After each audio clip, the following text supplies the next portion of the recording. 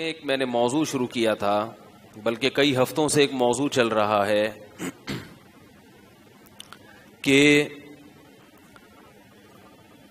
اللہ تعالیٰ نے جیسے مال کمانے کا ہمیں حکم دیا کہ مال کہاں سے کمایا جائے، اسی طرح مال خرچ کرنے کے بھی اسلام میں احکام ہیں۔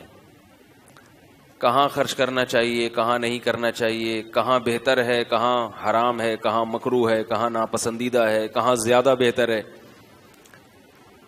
دو چیزیں ہوتی ہیں، دونوں جگہ بہتر ہوتا ہے، مگر ایک جگہ اور زیادہ بہتر ہوتا ہے۔ اس پر میں نے پھر بیان میں کچھ تفصیل بیان کی تھی کہ مال کی اسلام میں ویلیو کیا ہے، اہمیت کیا ہے۔ بہت سے لوگ یہ سمجھتے ہیں کہ اسلام میں پیسے کی کوئی ویلیو ہے ہی نہیں، مٹی ہے، ختم ہو جانے والا ہے، پھینک دو لہذا اٹھا کے، چوری کروا دو، جیبیں کٹوا لو اپنی۔ تو اس پر میں نے دلائل دیے تھے کہ اسلام میں مال کی کتنی اہمیت ہے۔ وہ دلائل میں ریپیٹ نہیں کروں گا، پچھلا بیان میرا یوٹیوب پہ ہے، سن سکتے ہیں آپ۔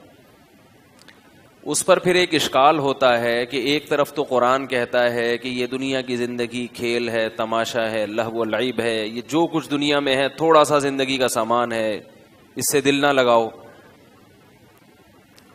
ایک طرف کہہ رہے ہیں ویلیو ہے، ایک طرف کہتے ہیں دل نہ لگاؤ، کوئی غلط تو نہیں نہ ہوئی۔ تو اس اشکال کا میں نے پچھلے ہفتے جواب دیا تھا۔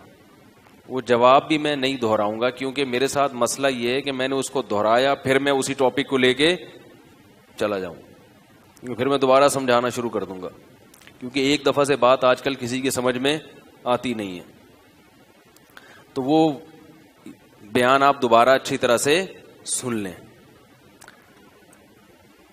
اس پر بعض لوگوں کو اشکال ہوا، بعض غریبوں کو ٹھیک اشکال یہ ہوا کہ مال کی ویلیو بھی بہت ہے اسلام میں، تو غریب بیچارہ کہاں جائے؟ یعنی خود اسلام بھی دولت کی اہمیت کو بیان کر رہا ہے بھائی، تو غریب کا تو ایک ہی سہارا تھا، اللہ اور مذہب۔ تو گویا مذہب نے بھی غریب کو یعنی یہ قرار دے دیا غریب کے بارے میں، مذہب نے بھی یہ بتا دیا کہ یہ کیا ہے، بیچارہ غریب ہے، اس کے پاس اللہ کی نعمت نہیں ہے، تو وہ تو اور زیادہ احساس کمتری کا شکار ہوگا نا غریب آدمی۔ یہ سن کے گرمی بھی ہے، آپ کو پتا ہے ٹھیک، اس لیے جو بات کہوں نا پہلی دفعہ میں سمجھ جایا کریں، ٹھیک ہے۔ دیکھو بھائی، جب دولت اللہ کی نظر میں اس کی بہت قیمت ہے، تبھی تو ضائع کرنے سے منع کیا ہے۔ قیمتی چیزوں کے بارے میں منع ہوتا ہے نا کہ اسراف بھی مت کرو، تبذیر بھی مت کرو، کسی بھی طرح سے ضائع مت کرو۔ اور بتایا یتیم بچے کو اس کا مال اس کے حوالے نہ کرو، بالغ ہو جائے پھر بھی نہ دو کہ ضائع نہ کر دے، کیونکہ اس کی بڑی قیمت ہے۔ جعل اللہ لکم قیاما، زندگی تم اسی سے گزارتے ہو۔ تو سوال پیدا ہوتا ہے، غریب آدمی تو بیچارہ کہیں کا نہیں رہا، دنیا میں بھی اس کی عزت نہیں ہوتی، اوپر سے اسلام نے بھی کہہ دیا کہ دولت کی بڑی ویلیو ہے، تو غریب بیچارہ بولو بھائی کہاں جائے؟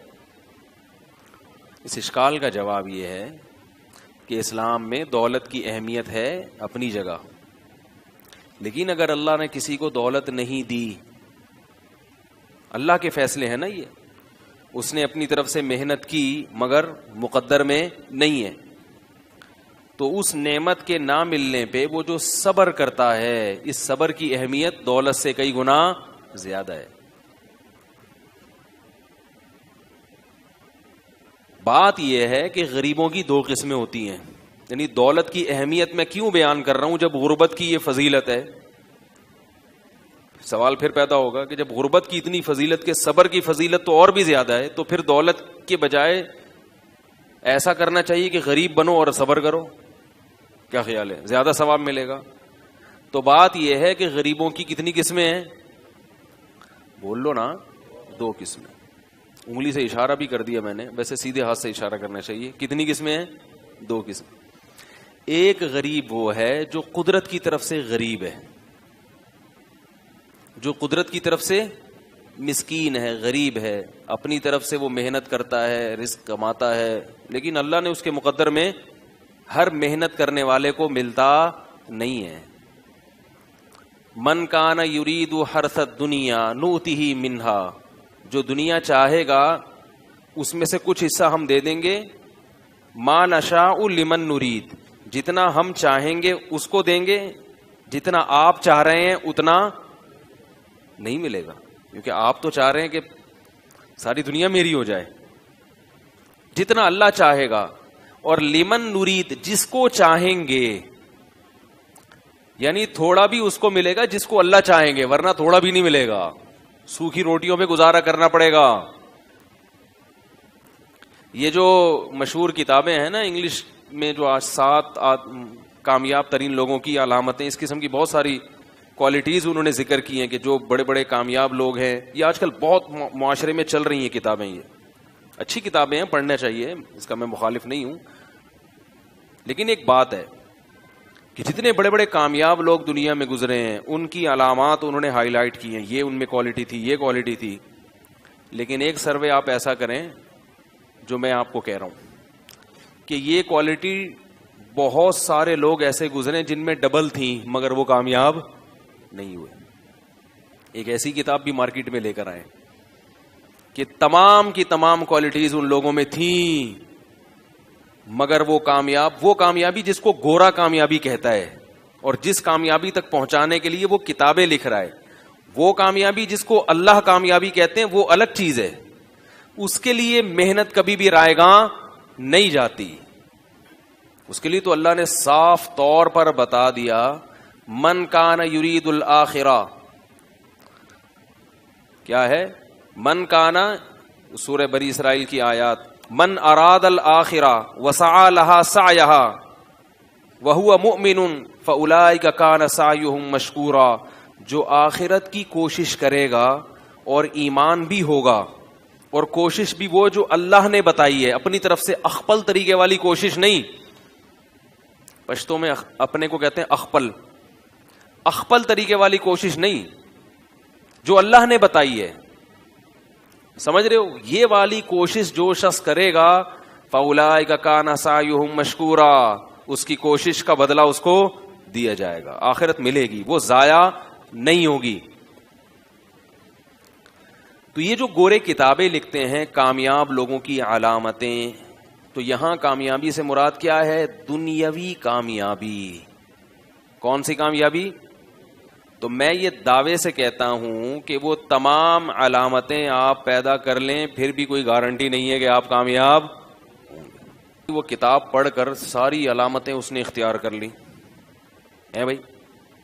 اس کو پتا چلا کہ وہ وقت پر، ایک مثال دے رہا ہوں میں نے وہ کتاب پڑھی نہیں ہے لیکن اس کا تعارف بہت سنا ہے، اس کی کچھ مضامین کا خلاصہ میں نے لوگوں سے سنا ہے.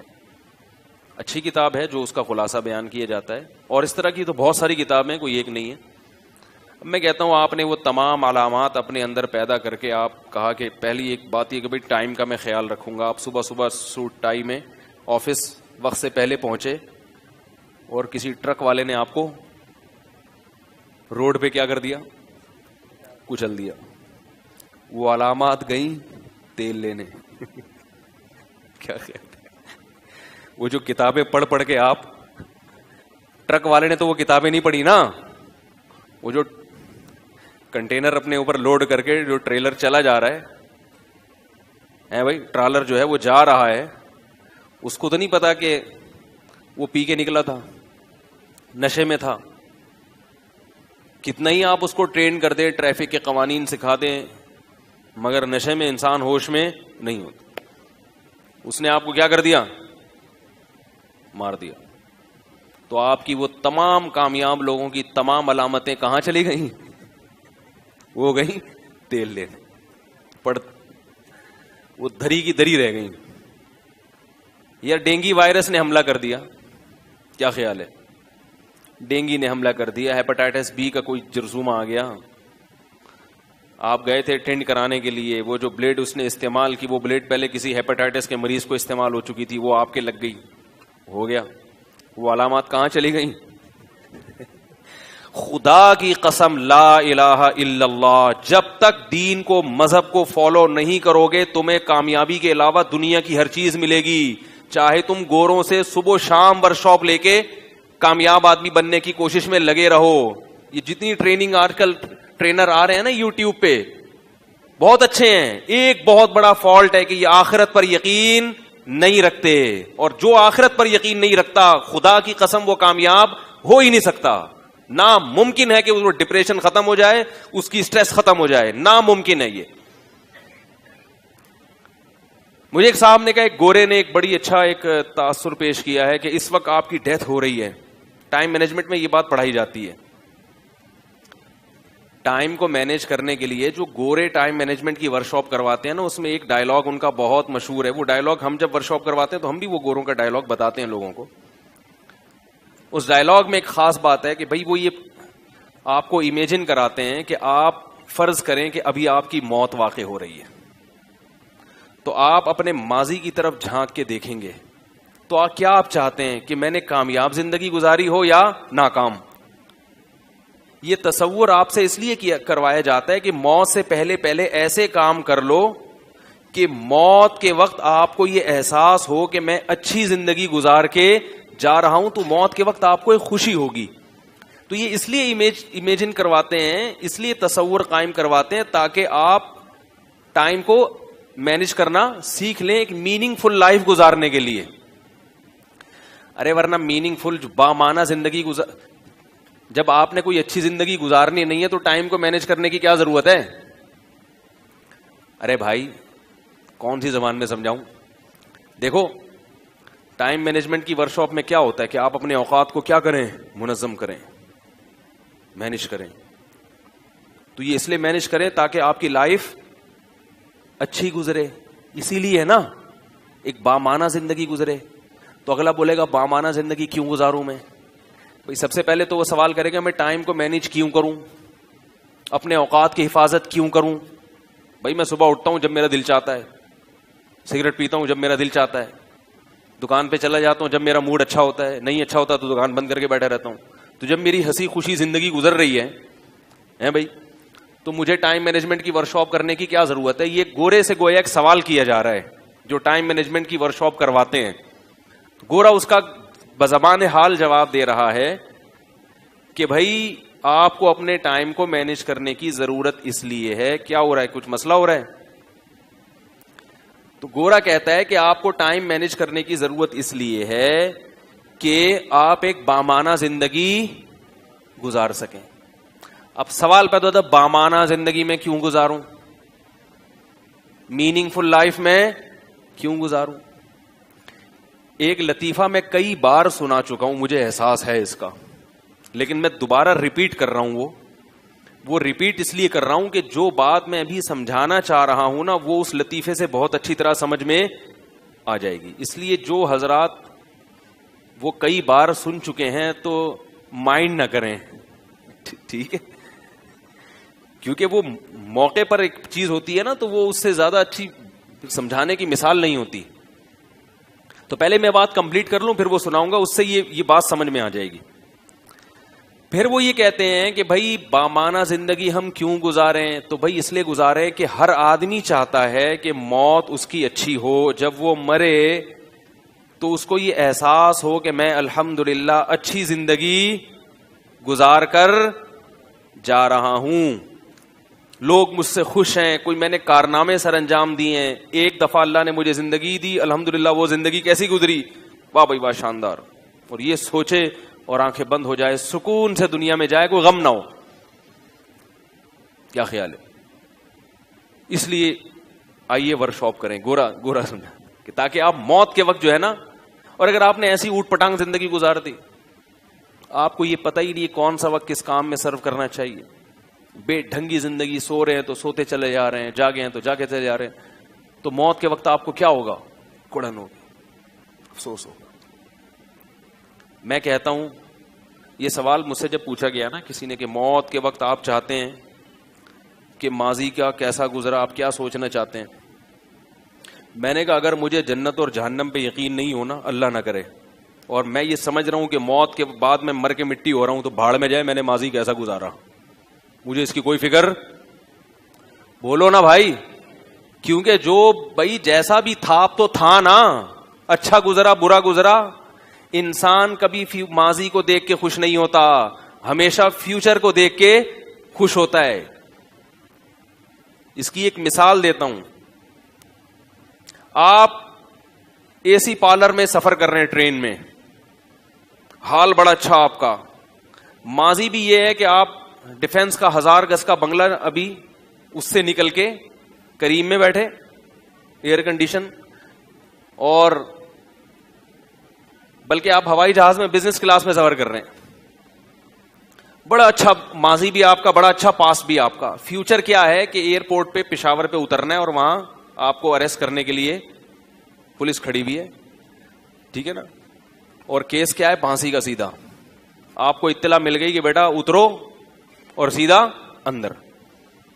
اب آپ خوش ہو گئے, میرا ماضی کتنا اچھا گزارا میں نے, ہے. گورے کی ہر بات قابل تقلید نہیں ہوتی. ان کو لائف اسٹائل کیسا ہونا چاہیے, لائف گزارنے کے کیا طور طریقے, یہ پیغمبروں کو پتا ہے, یہ گوروں کو نہیں پتا. ان کو موبائل بنانا بہت اچھا آتا ہے, گاڑیاں بنانی آتی ہیں, سڑکیں بنانا آتی ہیں, بلڈنگیں بنانا آتی ہے. انسان کو کیوں پیدا کیا گیا, اس کی خوشی کس میں ہے, یہ صرف اور صرف اللہ کے پاس ہے یہ علم. اور اللہ نے پیغمبروں کو بتایا اور پیغمبروں کے پھر وارثوں کو بتایا. یہ چیزیں آپ کو صرف اور صرف قرآن و سنت سے اور علماء سے پتہ چلیں گی. اس کے علاوہ جتنے طریقے ہیں 2 نمبر ہیں, مصنوعی ہیں, تکلفات ہیں, ان سے حقیقی خوشی حاصل نہیں ہو سکتی. آپ ماضی کا سوچ کے خوش نہیں ہوگے کبھی بھی. اگر کوئی شخص ماضی کا سوچ کے خوش ہوتا ہے تو وہ پاسٹ ہے جس کا فیوچر پہ اثر پڑ رہا ہوتا ہے. نہیں یہی بات.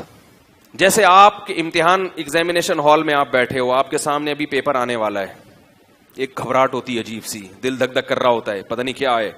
آپ نے ماضی کی طرف نظر اٹھائی کہ یار میں نے تیاری بہت اچھی کی ہے, یار میں نے تیاری بہت اچھی کی ہے, اور پوری کتاب میں نے رٹ لی ہے, اور تعلقات بھی ہیں میرے.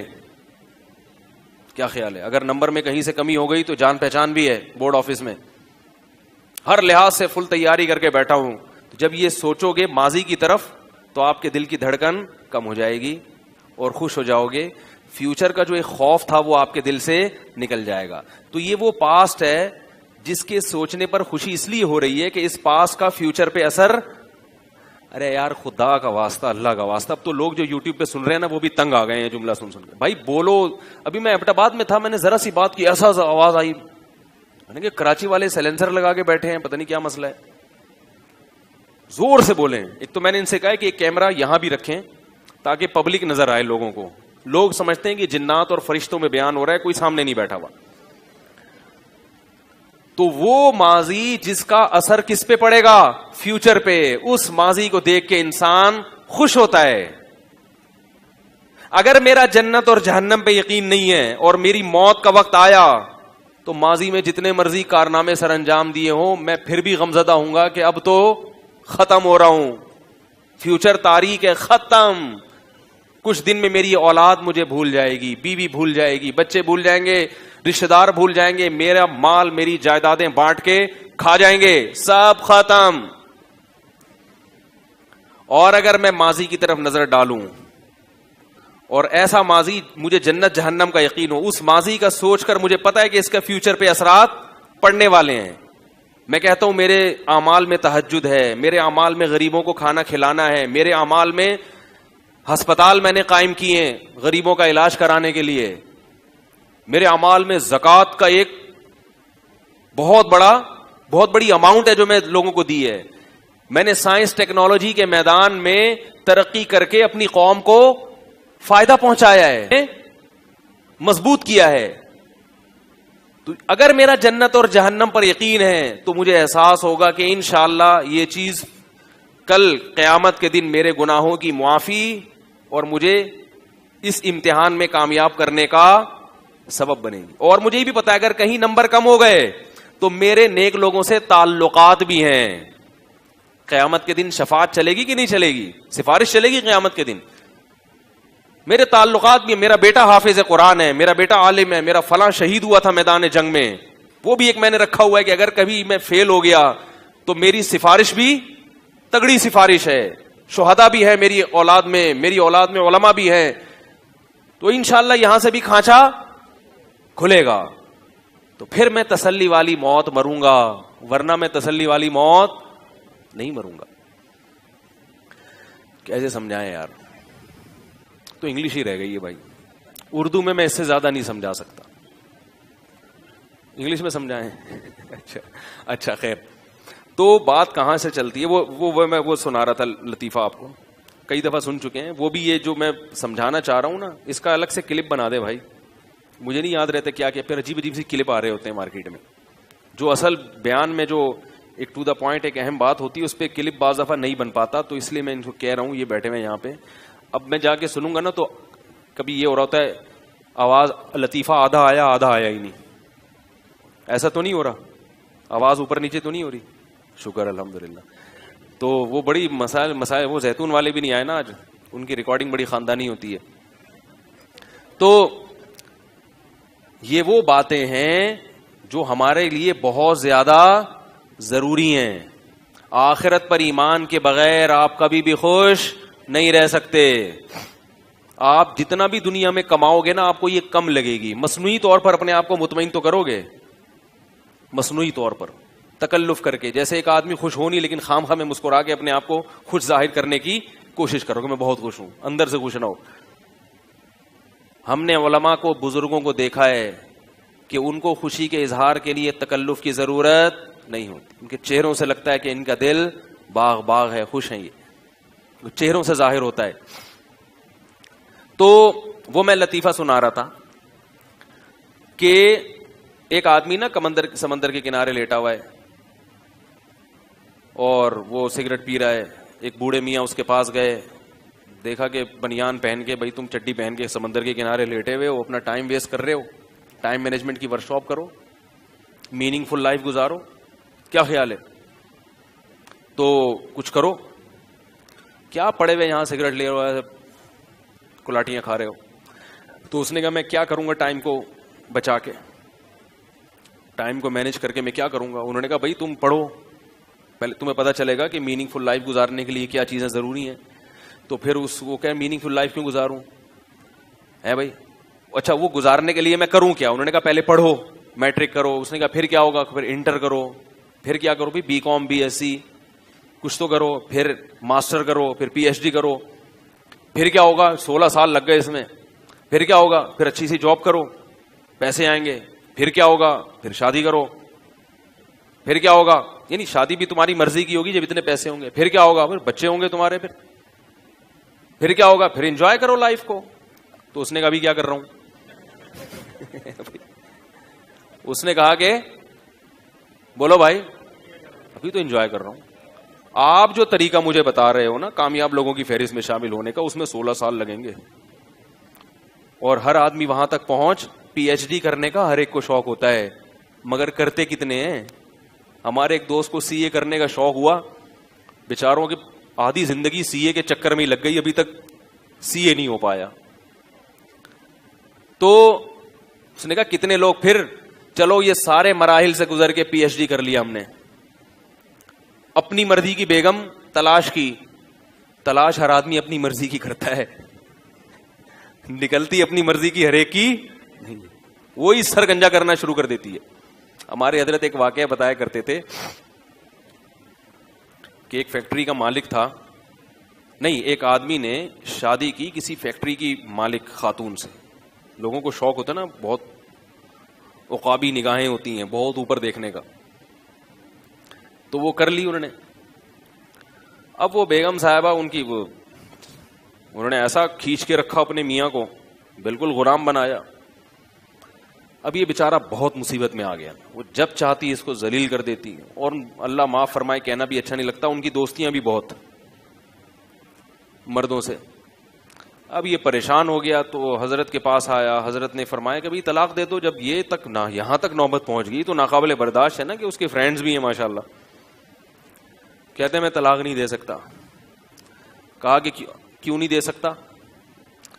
کہ اس نے کہا ہے کہ اگر طلاق کا نام بھی لیا نا تو میری فیکٹری کے جتنے ملازم ہیں سب مل کے کوٹیں گے تمہیں, سب سے پٹواؤں گی اور اتنا ماریں گے کہ ایک ایک بوٹی بھی حصے میں نہیں آئے گی. تو ہمارے حضرت جب یہ جملہ سنا تو حضرت فرمایا ضرب الحبیب زبیب, محبوب کی مار کشمش کی طرح ہوتی ہے, کھاؤ اور کشمش کے مزے لو, بھگتو. ٹھیک, کیا کرو؟ بہت اونچے خواب جن کو دیکھنے کا شوق ہوتا ہے نا, کامیاب انسانوں کی فہرست میں شامل ہونے کا. کامیاب لوگوں کی علامتوں میں ایک یہ بھی ہے جو مجھے نہیں پتا, وہ 7 علامتوں میں لکھا, آپ لوگ لکھ لیں 8ویں علامت, اونچے گھرانے میں شادی کرتے ہیں جو مشہور ہے تاکہ اپنی غربت بھی دور ہو. کیا خیال ہے؟ بیگم کا خرچہ بھی نہ اٹھانا پڑے, آدھے سے زیادہ تو وہ خود ہی اٹھا رہی ہو. تو یہ کوئی علامت نہیں ہے میرے بھائی, وہ کتاب میں نہیں لکھا ہوا, یہ میں اپنی طرف سے پیش کر رہا ہوں کہ ہو سکتا ہے کوئی نئی کتاب آئے اس میں یہ بھی لکھا ہو. تو علماء نے لکھا ہے, فقہاء نے لکھا ہے کہ جب نکاح کرو تو عورت اپنے سے اعلیٰ اور برتر کی طرف جائے. سمجھ رہے ہیں؟ لڑکی دیکھے کہ یہ لڑکا مجھ سے کیا ہونا چاہیے, بہتر نہ ہو تو پیرالل ہو, ہم پلہ ہو, کمتر نہ ہو, کیونکہ عورت ماتحت ہوتی ہے. صحیح ہے نا؟ شوہر ایک طرح سے باس بھی ہوتا ہے. باس اگر میٹرک پاس ہے اور اس کے جو نیچے امپلائی ہیں وہ پی ایچ ڈی کیے ہوئے ہیں تو چلے گا؟ وہ ہر وقت کیڑے ہی نکالتے رہیں گے, ابھی یہ باس کو دیکھو سالے دستخط کرنے آتے نہیں ہیں. ٹھیک ہے نا, نہیں چلے گا ایسا. ہمیشہ باس ایسا رکھا جاتا ہے جو خاندانی لحاظ سے بھی تھوڑا بہت دیکھتے ہیں وہ لوگ, زیادہ نہیں لیکن کچھ تو انٹرویو تو لیا جاتا ہے نا, دیکھا جاتا ہے کردار کا کیسا ہے. تو باس ہمیشہ, تو عورت کا شوہر جہاں اس کا شوہر ہے وہاں تھوڑا تھوڑا زیادہ نہیں. اس لیے کہہ رہا ہوں کہ کہیں گھر جا کے چنگیز خان نہ بن جائیں جا کے آپ. تو ہر آدمی کہتا ہے میں باس ہوں, میں ایسا نہیں کریں, ایسا کریں گے تو کوئی بھی نہیں آئے گا. ٹھیک ہے, تو بہرحال سربراہ ہے تو وہ کیا ہو کہ وہ ذرا اپنے سے اوپر خاندان میں جائے, اور مرد کیا کرے, تھوڑا سا زیادہ اوپر کی نہ سوچے, وہ اپنے سے ذرا نسبتاً کمتر میں شادی کرے تاکہ وہ آپ کی فرما برداری کرے, ماتحت بن کے چلے. یہ قدرت کا بنایا ہوا نظام ہے, اس کو خراب کرو گے کہیں کہیں اس کے برخلاف ہو سکتا ہے, کہیں کہیں اس کے برخلاف ہو سکتا ہے, لیکن عام اصول اور ضابطہ یہی ہے. تو خیر, تو اس نے کیا کہا کہ بھائی میں ابھی کیا کر رہا ہوں, مزے کر رہا ہوں. تو بات یہی ہے کہ گورے جو یہ کہتے ہیں کہ میننگ فل لائف, بھائی جب زندگی کا مقصد مزے اڑانا ہے, آخرت ہے ہی نہیں, مقصد مزے اڑانا ہے, تو پھر یہ کیا کہ موت کے وقت میں یہ تصور کروں گے میں نے کیا کھا پایا, وہ پھر تو یہی تصور کرے گا کہ میں نے کتنے مزے اڑائے. کیا خیال ہے؟ اور مزے نائٹ کلب اور شرابوں میں بہت ہیں, تو وہ میننگ فل لائف نہیں بلکہ میننگ لیس لائف کی طرف جائے گا. وہ سمجھ رہے ہو کہ نہیں سمجھ رہے؟ تو جب تک آخرت کا یقین نہیں ہے انسان کا بچہ بن ہی نہیں سکتا. اگر آپ کو غیر مسلموں میں بہت اچھے اچھے لوگ نظر آ رہے ہیں کہ یار یہ تو آخرت پر یقین نہیں رکھتے پھر بھی بہت اچھے ہیں, تو وہ ان کے اندر کچھ قدرت کی طرف سے ایسی کوالٹیز ہیں کہ اللہ نے ان کو اچھا بنا دیا. اگر وہ آخرت پر یقین رکھتے تو اس سے بھی زیادہ اچھے ہوتے.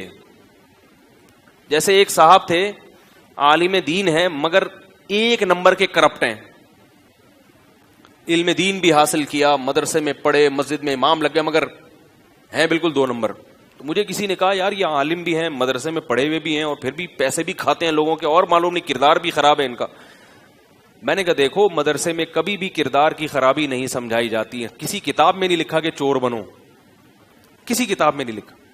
یہ پہلے سے خراب لوگ ہوتے ہیں جو مدرسے میں آ کے بھی ٹھیک نہیں ہوتے. یہ اگر مدرسے میں نہ پڑھتا تو اس سے بھی زیادہ کرپٹ ہوتا.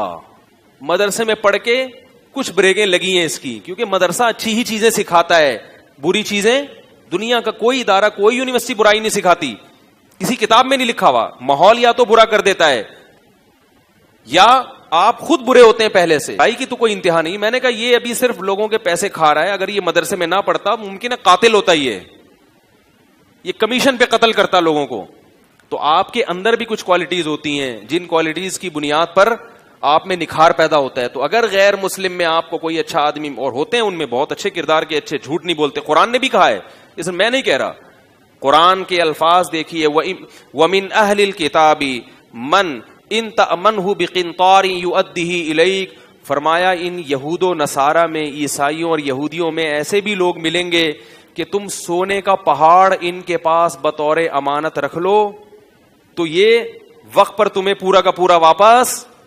یہ قرآن کہہ رہا ہے کہ غیر مسلموں میں ایسے لوگ ہیں جو کردار کے ایسے کھڑے ہیں کہ وقت پر تمہیں تمہارے پورے پیسے پہنچا دیں گے. سونے کا پہاڑ میں بھی ان کو لالچ پیدا نہیں ہوگی. وَمِنْهُمْ مَنْ إِنْ تَأْمَنْهُ بِدِينَارٍ لَا يُؤَدِّهِ إِلَيْكَ إِلَّا مَا دُمْتَ عَلَيْهِ قَائِمًا, فرمایا ایسے بھی تمہیں ملیں گے کہ ایک دینار بھی پکڑا دو نا, چونی بھی, وہ بھی تم ان سے واپس وصول, ان کے گھر پہ جا کے گھنٹی پہ ہاتھ رکھ کے کھڑا ہونا پڑے گا, بلکہ ٹیپ چپکا کے واپس آ جائے. تو کردار, قرآن کہہ رہا ہے کہ کردار کے اچھے لوگ آپ کو غیر مسلم میں بھی ملیں گے اور مسلمانوں میں بھی ملیں گے آپ. تو یہ وہ لوگ ہوتے ہیں جو انہیریٹڈ ہوتے ہیں. اس کی ایک مثال دیتا ہوں کہ رسول اللہ صلی اللہ علیہ وسلم کی جب سلیکشن کا وقت آیا, اللہ نے آخری نبی بھیجنے کا ارادہ کیا, تو دنیا کی تمام قوموں کی طرف نظر ڈالی. یہ حدیث میں آتا ہے, حدیث کے الفاظ یہ نہیں ہے, مفہوم بیان کر رہا ہوں.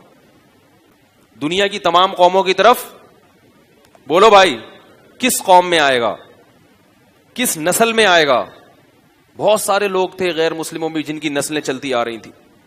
اللہ کے رسول صلی اللہ علیہ وسلم نے بخاری میں فرمایا کہ اللہ تعالیٰ نے مجھے پیدا کرنے کے لیے حضرت ابراہیم کی نسل کا, حالانکہ غیر مسلم ہیں ان کی اولادیں, لیکن غیر مسلم ہونے کے باوجود اللہ نے کس نسل کی سلیکشن کی ہے؟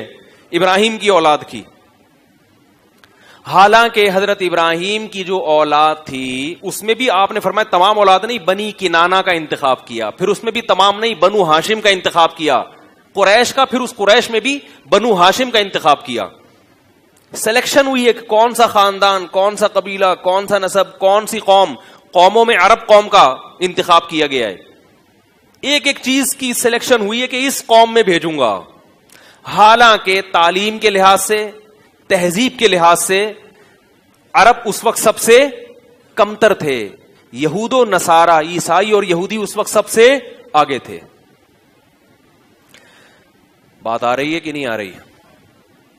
بھائی پڑھے لکھے یہود و نصارہ تھے, ترقی ان کے پاس زیادہ تھی, عرب کے پر کوئی حکومت کرنا پسند نہیں کرتا تھا, اس وقت کی بات کر رہا ہوں. لیکن اللہ نے اس ایجوکیٹڈ قوم کو چھوڑ کر, اور نبی بھی ان میں زیادہ آ چکے تھے, وہ لوگ زیادہ پیغمبروں پر ایمان رکھتے تھے. عرب صرف ابراہیم علیہ السلام اور اسماعیل کے بعد کوئی پیغمبر ان میں نہیں آیا. تو اسلام کے زیادہ قریب عرب تھے یا یہود و نصارہ تھے؟ ارے بولو نا یار, یہود و نصارہ اسلام کے زیادہ قریب تھے, کیونکہ وہ تورات اور انجیل اللہ کی کتابوں کی تلاوت کیا کرتے تھے. گویا ہم یہ کہہ سکتے ہیں کہ اس زمانے کے مسلمان یہودی عیسائی تھے. عرب وہ تو بت پرست تھے جس کا اسلام بالکل مخالف ہے. یہودی اور عیسائی نہ بت پرست تھے نہ قبر پرست تھے, آج بھی نہیں ہے. آپ یورپ امریکہ میں جو گوروں کی قبریں جا کے دیکھو, آپ کو اپنے قبرستانوں سے اچھا ان کا قبرستان لگے گا, اور ہمارا جا کے دیکھ لو, یہاں پہ ہر قبر ایسا لگ رہا ہے حبیب بینک کی بلڈنگ بن رہی ہے. میں دیکھتا ہوں کبھی یوٹیوب پہ برطانیہ کا قبرستان, کہتا ہوں یار یہ تو سعودی عرب کا قبرستان لگ رہا ہے. سعودی عرب یا عرب کنٹریز میں تو الحمدللہ قبر پرستی نہیں ہے, لیکن پاکستان میں, انڈیا, بنگلہ دیش, بندے کی زندے میں اتنی اہمیت نہیں ہوتی, مرنے کے بعد کہتے ہیں نا ہاتھی مرا ہوا 1.25 لاکھ کا ہوتا ہے, انسان بھی مرا ہوا زیادہ ویلی. وہ میں نے اتوار کے بیان میں کہا تھا کہ ایک صاحب ہے, ان کا آدھا دھڑ فالج زدہ ہے, تو انہوں نے مجھے کال کی کہ میں کسی مزار پہ جا رہا تھا, مجھے کسی نے بتایا وہاں جاؤ تو ٹھیک ہو جاؤ گے, تو آپ کا بیان سن کے ارادہ ترک کر دیا. تو مجھے خیال آیا کہ جو مزار کے اندر ہے اس کے دونوں دھڑ کام نہیں کر رہے. کیا خیال ہے؟ جس کا آدھا کام کر رہا ہے وہ اس سے ٹھیک کروانے جا رہا ہے جس کے دونوں دھڑ. بالکل سینس لیس باتیں ہیں یا نہیں ہیں؟ ارے بھائی اگر وہ تمہیں آدھا دھڑ ٹھیک کر سکتا تو سب سے پہلے اپنے دونوں دھڑ کہتا چلو اپنا 1/4 تو ٹھیک کرو, کم از کم ایک چماٹ مارنے کے قابل تو بنو نا, ایک تھپڑ مارنے کے قابل, کچھ تو کرو. وہ ایک آدمی گیا نا کسی ڈاکٹر کے پاس کہ جی مجھے 1 کے 2 نظر آتے ہیں. ڈاکٹر نے کہا آپ چاروں کو یہی بیماری ہے؟ ڈاکٹر نے کہا آپ چاروں کو یہی بیماری ہے. اس کو 1 کے کتنے نظر آ رہے تھے؟ 4 نظر آ رہے. تو خیر کیا بات چل رہی تھی, ادھر ادھر کلابازی ہم بہت کھاتے ہیں بیان میں. ہاں, یہود و نصارہ کی بات میں کر رہا تھا کہ اس زمانے میں جس قوم میں محمد صلی اللہ علیہ وسلم آئے ہیں وہ قوم اسلام سے بہت دور تھی. یہود و نصارہ اسلام کے قریب تھے. عیسیٰ ابن مریم پر عیسائی ایمان رکھتے تھے, اور عیسیٰ ابن مریم سے پہلے جتنے پیغمبر آئے ان پہ یہودی ایمان رکھتے تھے, نماز پڑھا کرتے تھے, بت پرستی کو برا سمجھتے تھے, قبر پرستی کو برا. اور عربوں نے 360 بت بیت اللہ کے اندر رکھے ہوئے تھے لا کے. پھر بھی اللہ نے سلیکشن کی ہے, پوری دنیا پہ نظر ڈالی. کس قوم میں؟ عرب میں کس کی نسل میں؟ حضرت ابراہیم کی. ابراہیم کے تو بہت سارے بچے ہیں. کس میں؟ اسماعیل کی اولاد میں. اسماعیل کے بھی بہت سارے بچے ہیں کنانا کی اولاد میں. کنانا کے بھی بہت سارے بچے ہیں. اس میں سے کون سا قبیلہ بھائی؟ قریش میں. قریش میں بھی تو ہیں بنو ہاشم میں. نہیں آئی بات. بنو ہاشم میں عبد المطلب کے ہاں عبداللہ اور عبداللہ کے بیٹے محمد صلی اللہ علیہ وسلم. ایک ایک چیز کی سلیکشن ہوئی ہے. حدیث میں آتا ہے میں اپنے زمانے میں سب سے بہتر قوم, سب سے بہتر نسب اور سب سے بہتر قبیلے میں اللہ نے مجھے پیدا کیا ہے. بہتر کیسا؟ وہ تو بت پرست تھا. ارے یار کیا ہو گیا, اتنے غور سے کیوں دیکھ رہے ہیں مجھے؟ میں غلط باتیں کر رہا ہوں؟ میں چاہتا ہوں کہ اشکال کو میں کسی طرح سے کلیئر کروں, کیونکہ اشکال جب اچھی طرح سے دماغ میں بیٹھے گا تو پھر جواب اچھا لگے گا. کیا خیال ہے؟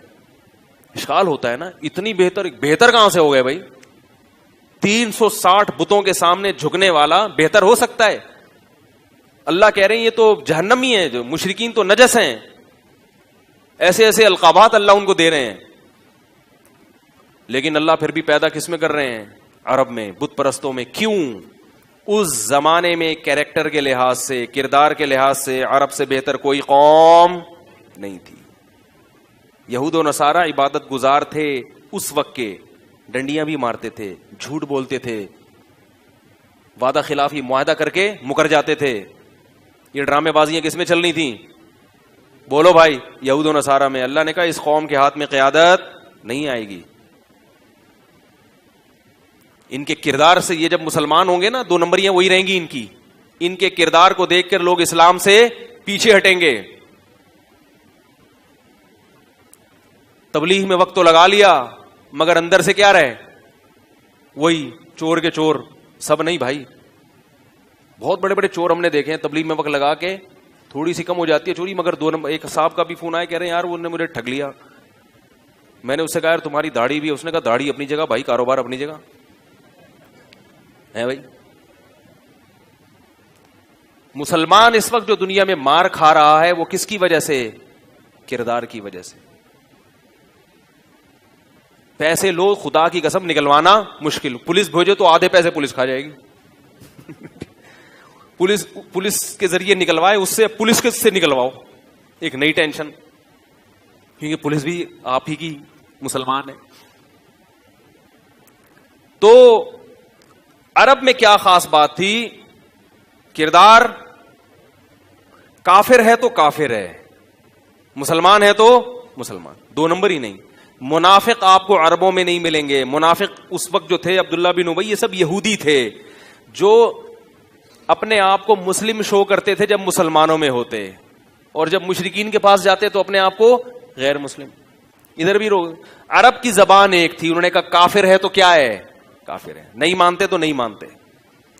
لالچ میں اسلام قبول نہیں کریں گے. اسلام کی طرف آئے تو یہ بہادری اسلام کے لیے. عربوں میں بڑی کوالٹیز تھیں. عربوں میں ایک خاص بات تھی, صلہ رحمی. آج کوئی مجھے کہہ رہا تھا کہ وہ فلاں قوم میں یہ برائی, فلاں قوم میں یہ برائی. میں نے کہا قوموں کے پیچھے نہ پڑو, اپنی قوم کی برائیاں کسی کو نظر نہیں آتی. ہمیشہ دوسرے قوموں کی برائی نظر آئے گی اور اپنی قوم کی اچھائی. کہہ رہے ہماری قوم میں کیا برائی ہے؟ میں نے کہا تمہاری یہ برائی ہے کہ تم جب پٹو گے نا تمہارا بھائی تمہارا ساتھ نہیں دے گا. تم پڑھے لکھے بہت ہو, تم جب پٹو گے تمہارے بھائی تماشا دیکھیں گے اور وہاں سے بھاگ جائیں گے, بولیں گے کیس کر دو اس کے خلاف بھائی. اور میں نے کہا جس قوم کی تم برائیاں کر رہے ہو نا اس میں درجنوں برائیاں ہیں, مگر اس میں کسی کے شخص کو ہاتھ لگا کے دیکھو پورا قبیلہ اٹھ کے آ جائے گا. تو ہر قوم میں برائیاں بھی ہیں, ہر قوم میں اچھائیاں بھی ہیں. عرب میں ایک بہت بڑی کوالٹی کیا تھی؟ رشتہ داری کو جوڑنا. لڑتے تھے مگر بڑے مضبوط خاندانی نظام تھا, فیملی سسٹم بہت مضبوط تھا. ایک بڑی کوالٹی تھی بہادری. عرب کی جو شاعری ملتی ہے اس میں عورتیں مردوں کو بہادری پہ ابھارا کرتی تھی. بزدل قوم دنیا پہ حکومت, بولو بھائی, نہیں کر سکتے. کل ایئر فورس. اچھا خیر, تو بات یہاں سے میں نے شروع کی تھی کہ بھائی دیکھو مال کمانا اللہ کی طرف سے کیا ہے؟ اللہ کی طرف سے ایک نعمت ہے. تو اس پہ میں بات کر رہا تھا کہ پھر غریب آدمی کو اشکال ہوتا ہے بھائی ہم تو اس نعمت سے محروم ہیں. اس اشکال کا میں نے جواب دیا کہ بھائی غربت پہ صبر کرنا یہ اس سے بڑی نعمت ہے. پھر سوال پیدا ہوتا ہے پھر جب اس سے بڑی نعمت ہے تو دولت تو نعمت نہ ہوئی, پھر دولت نہ ہو اور پھر آپ صبر کریں تو زیادہ ثواب ہے. پھر اس کا میں اشکال دے رہا تھا, جواب دے رہا تھا کہ غریبوں کی کتنی قسمیں ہیں؟ 2 قسمیں. یہاں سے بات پھر ہمارا اسٹیشن تبدیل ہو گیا تو میں جلدی سے اس کو سمیٹتا ہوں, وقت کافی ہو گیا ہے. تو دیکھو غریبوں کی 2 قسمیں. ایک غریب وہ ہوتا ہے جو اپنی حرکتوں کی وجہ سے غریب ہو. کس کی وجہ سے؟ حرکتوں کی وجہ سے. پڑا سوتا رہتا ہے, نہ پڑھتا ہے نہ دکان وقت پہ کھولتا ہے. ہمارے محلے میں ایک صاحب کی دکان تھی, پرانا محلے کی بات کر رہا ہوں, ان کو نہ جا کے تنگ کریں آپ. ان کے پاس جب بھی جاؤ بھائی صرف چاہیے, یا صرف تو ہے ہی نہیں یار, وہ تو میں جوڑیا بازار سے لانا ہی بھول گیا. اور کچھ بتائیں مولوی صاحب, یار ایسا کرو وہ بریانی مسالہ مل جائے گا, ارے یار وہ ٹکا لے لیں. میں نے کہا یار تمہارے ساتھ یہی ٹینشن ہے, ہم دور سے لے لیا کریں گے. ایک ہی شاپ پہ ساری چیزیں نہ ملیں تو آدمی کو بھائی جب جا رہے ہو تو لکھ کے جاؤ کیا کیا لینا ہے. آپ کی سستی کی ہم کیوں نقصان اٹھائیں؟ تو یہ جو غربت ہے, اور کچھ دنوں میں ان کی دکان کیا ہو گئی؟ بند. اب کہہ رہے ہیں یار میں غربت, ہمارے نبی بھی کیا تھے؟ مسکین تھے. تو یہ والی مسکنت آپ کی سستی کی وجہ سے. اس کو نبی جیسے خادم حسین صاحب اپنی گالیاں معاذ اللہ کس کے کھاتے میں ڈال رہے ہیں؟ قرآن. کہہ رہے ہیں قرآن میں بھی گالیاں ہیں. یہی بات اگر کوئی اور آدمی کرتا پورا توہین قرآن پر ایک دھرنا ہو جاتا. آئی بات سمجھنے کی, انہوں نے قرآن کی توہین کی ہے. لیکن جناب قرآن پر کوئی بھی الزام قرآن میں ایسی گالیاں نہیں ہیں, ہرگز نہیں ہے قرآن میں وہ گالیاں جو وہ ممبر پہ آپ دیں, ممبر پہ بیٹھ کے گالیاں, ہم نہیں منع کر رہے آپ کو, لیکن اس کو قرآن کی طرف منسوب نہ کریں. اور میں حیرت اس پر ہوتی ہے کہ اگر یہی بات کوئی اور کرتا تو پھر ان لوگوں کا پورا ایک جلوس نکلتا کہ انہوں نے قرآن کی توہین کی ہے. تو اپنا سب کچھ ہے اور دوسرے کی ذرا سی بات کوئی 2 مطلب نکلتے ہیں اس کو ہمیشہ گستاخی پہ لے کے جاتے ہیں. میں نے کہیں بیان میں کہہ دیا اللہ تعالیٰ عرش پر بیٹھا ہوا فیصلے کر رہا ہے. ایک صاحب نے کہا آپ مشرک ہو گئے معاذ اللہ. آپ نے کہہ دیا اللہ عرش پہ بیٹھا ہوا ہے, تو بیٹھتے تو انسان ہے. او بھائی یہ تشبیہات ہیں, ان کی حقیقت تھوڑی مراد ہوتی ہے. تو پہ لے کے بس گستاخی, اللہ کا گستاخ, رسول کا گستاخ, اسلام کا گستاخ, فلانے کا گستاخ, اور کوئی کام ہی نہیں ہے. کسی بات کا اچھا مطلب بھی نکلتا ہے, برا تو اچھا مطلب پہ لے کے جاؤ نا. تو خیر, تو غریبوں کی کتنی قسمیں ہیں؟ ایک وہ جو اپنی حرکتوں کی وجہ سے سستی کاہلی کی وجہ, ایسے غریب کو صبر پہ ثواب نہیں ملتا. وہ جو پریشان ہے تو ٹینشن تمہاری اپنی ہے. ایک وہ ہے جو اللہ کی طرف سے مقدر. تو ہاں بات یہاں سے شروع ہوئی تھی کہ آپ بسا اوقات کامیابی کی پوری کوشش کرتے ہیں مگر آپ کے مقدر میں رزق نہیں ہوتا. اس پہ میں نے ٹرن لیا تھا کہ پھر گوروں ٹائم مینجمنٹ کی طرف آیا تھا میں. تو آپ کے مقدر میں ہوتا ہی نہیں ہے. تو جو غربت اللہ کی طرف سے ہو اس میں وہ غربت آپ کے لیے چند وجوہات کی بنیاد پر بہت بڑی نعمت ہے. وہ جلدی سے پوائنٹ بتا دوں. پہلی بات, آپ کی زندگی محمد صلی اللہ علیہ وسلم کی زندگی کے زیادہ قریب, کیونکہ ہمارے نبی بھی کیا تھے؟ بولو بھائی, مسکین تھے. اور غریبوں میں رہنا آپ نے پسند کیا ہے. ایک طالب علم آیا, میں بڑا غریب ہوں, میں کیا کروں؟ میں نے کہا یار تم تو اللہ کے نبی کے زیادہ مشابہ ہے تمہاری زندگی, خوش ہو جاؤ اس پر. دوسرا, نبی نے فرمایا غربا جنت میں زیادہ جائیں گے اور مالدار جنت میں کم جائیں گے. سوال پیدا ہوتا ہے دولت جب نعمت ہے تو جہنم میں کیوں لے کے جا رہی ہے؟ بات یہ کہ لوگ اس نعمت کو غلط استعمال کرتے ہیں. دولت کی نعمت جب آتی ہے تو یقیناً اللہ کی بہت بڑی نعمت ہے، مگر اس نعمت کی لوگ قدر نہیں کرتے، اس نعمت سے عیاشیوں میں لگ جاتے ہیں، حلال لذتوں پر گزارا نہیں کرتے، حرام کی طرف جاتے ہیں۔ غریب آدمی کو اللہ نے اس آزمائش سے بچا لیا، تو جنت میں غریبوں کی اکثریت ہوگی اور مالدار مینورٹی میں ہوں گے میجورٹی میں کون ہوگا؟ الیکشن کراؤ گے تو غریب جیتے گا، وہاں پہ غریب زیادہ ہوں گے، لیکن وہاں جا کے غریب رہیں گے نہیں، آپ بے فکر رہیں۔ لیکن لوگ کہیں یار یہاں بھی وہاں بھی رکشا چلانا ہے تو کیا فائدہ جنت میں جانے کا۔ اور تیسری بات، غریب کا حساب کم ہوگا، وہ جنت میں پہلے جائے گا، مالدار کو حساب زیادہ دینا پڑے۔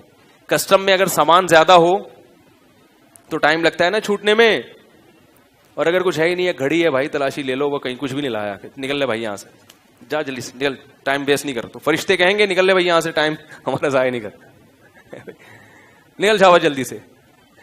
جو مالدار ہے وہ چوڑے میں اس کو پوری بینک اسٹیٹمنٹ پیش کرنی پڑے گی اپنی، کیا خیال ہے؟ تو وہ ساری اسٹیٹمنٹ پیش کرنی پڑے گی، ٹائم لگے گا۔ نبی صلی اللہ علیہ وسلم نے فرمایا کہ غریب 500 سال پہلے جنت میں جائے گا۔